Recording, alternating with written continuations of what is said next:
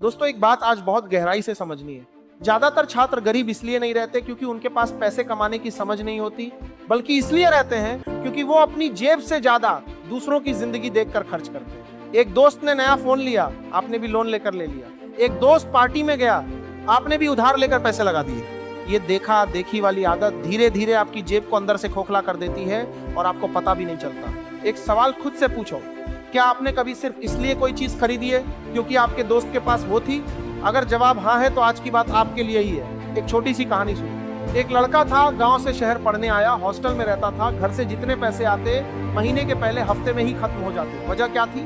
उसके साथ रहने वाले लड़के महंगे जूते पहनते थे, वो भी पहनना चाहता था। दोस्त वीकेंड पे बाहर घूमने जाते, वो भी उधार लेकर साथ चला जाता। धीरे धीरे उसकी हालत ये हो गई कि महीने के आखिरी 10 दिन वो सिर्फ मैगी खाकर गुजारता, लेकिन इंस्टाग्राम पर उसकी लाइफ किसी सेलिब्रिटी से कम नहीं लगती थी। यहीं से शुरू होती है आज की सबसे बड़ी सीख।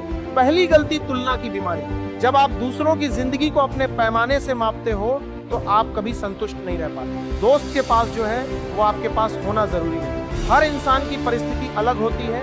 किसी के घर से सपोर्ट ज्यादा है, किसी की कमाई ज्यादा है, लेकिन जब आप बिना सोचे उनकी बराबरी करने लगते हो तो आप अपनी हैसियत से बाहर जाकर खर्च करने लगते हो। दूसरी गलती, दिखावे के लिए उधार।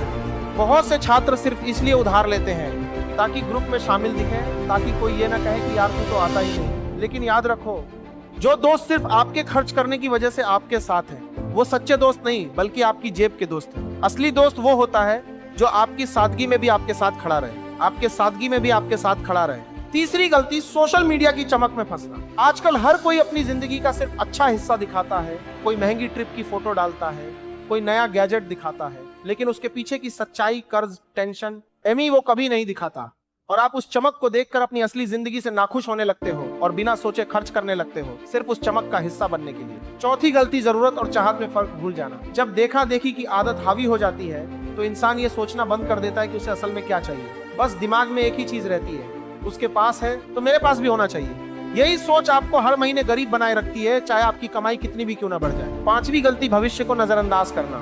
जो पैसा आज आप सिर्फ दिखावे में उड़ा देते हो, वही पैसा कल आपकी पढ़ाई, आपके स्किल, आपके भविष्य में लगाया जा सकता था। लेकिन जब जेब खाली होती है तो ना किताब खरीद पाते हो, ना कोई कोर्स कर पाते हो, ना कोई मौका पकड़ पाते हो, और तब पछतावा होता है, लेकिन समय निकल चुका होता है। अब आखिरी बात बहुत ध्यान से सुनो। तुलना करना गलत नहीं है, गलत तब है जब तुलना आपकी जेब से ज्यादा आपकी आत्मा को खाली कर दे। हर किसी के पास वो सब कुछ नहीं होता जो दिखता है, और आपके पास भी वो सब कुछ होना जरूरी नहीं जो दूसरों के पास है। अपनी हैसियत को समझो, अपनी सीमा को पहचानो और खर्च वहीं करो जहां से आपका भविष्य मजबूत बने। किताबों पर खर्च करो, स्किल सीखने पर खर्च करो, अपनी सेहत पर खर्च करो, लेकिन सिर्फ दिखा